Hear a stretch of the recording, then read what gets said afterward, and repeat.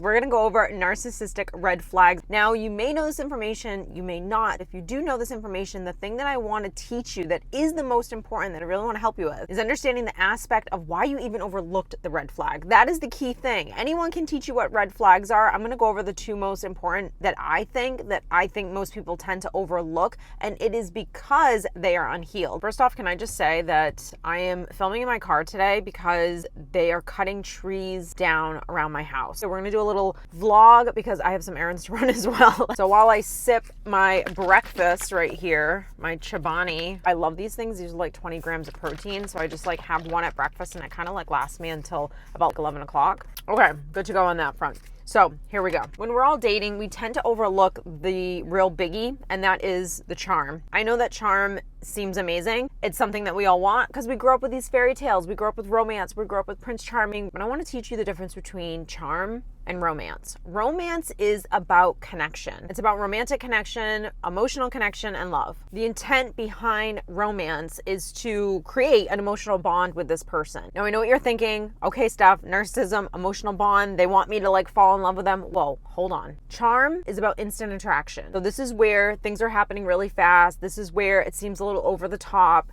And this is where you're eating all this stuff up because you feel like you're in a whirlwind. It is not about long term. It is about the instant attraction that you have. It's the surface level stuff. It's too much too fast. If you really want to know black and white straight up whether or not someone's actually interested in you or if this is just a game that they're playing, I'm going to give you the one thing that you got to think about. Does this feel like too much? Is this something that you're eating up? I'm going to tell you, a healthy person that has interest in you, this is going to be a slow progression. Just like you, they don't know you either. And so they're not going to just jump into like giving you everything, showering you with all this attention, all these compliments. They're just not going to do it. Even if they do have interest in you, even if they do like you, they are going to be a little slower with their approach. They're not just going to give everything to you right off the bat because they don't know you. You're building trust with them just like they're building trust with you. And so the point of romance is slow and steady so we can build trust and that emotional bond. Now, when you're wounded, you eat all that stuff up.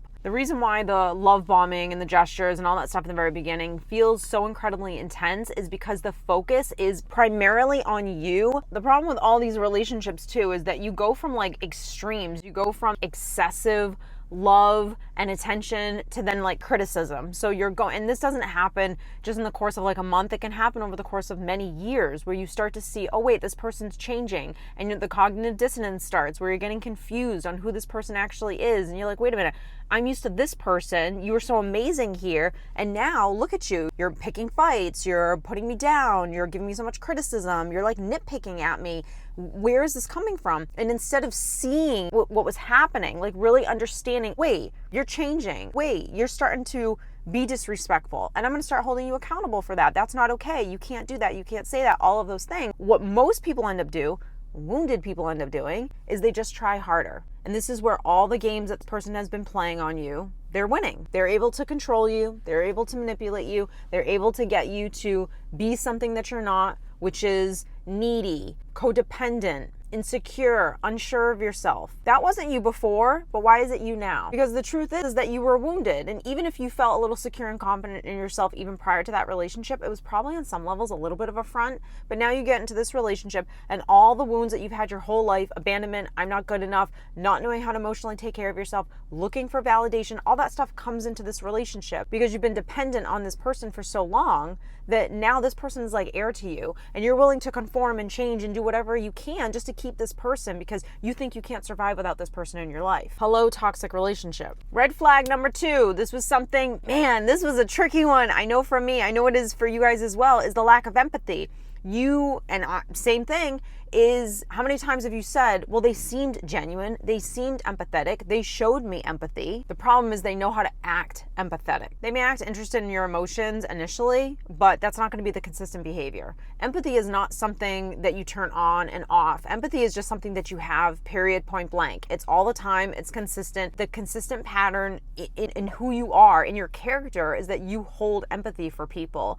When you're dealing with patterns in a person, it is your responsibility responsibility to hold that person accountable and state your boundaries. That's why when we talk about, healing and like rebuilding, the biggest thing really has to do with boundaries, because if you don't know your boundaries, then you're screwed. If you don't know how to communicate them, you're screwed. If you don't know how to enforce them, you're going to be a hot mess, because you're going to be walked all over. You're going to be codependent. You're going to feel insecure, and you're going to need people for things that they shouldn't be giving you. They may listen, they may nod, they may ask you all the right questions, but these are the things I want you to watch out for. When you're sharing something with them that's personal, that's an experience, and you feel vulnerable, do they actually engage with you? Are they engaged in the experience that you were having? Or do they manage to somehow shift the topic back to themselves, or just try to ignore the topic altogether, where they start talking about their own struggles, their own opinions? If you feel like they're always steering the conversation in a subtle way back to themselves, their emotions, their needs, that's a big warning sign. A common tactic for a narcissist is to either redirect or minimize your feelings. When someone does that, it leaves very little space for you to actually feel seen, heard, and supported. They might just be dismissive.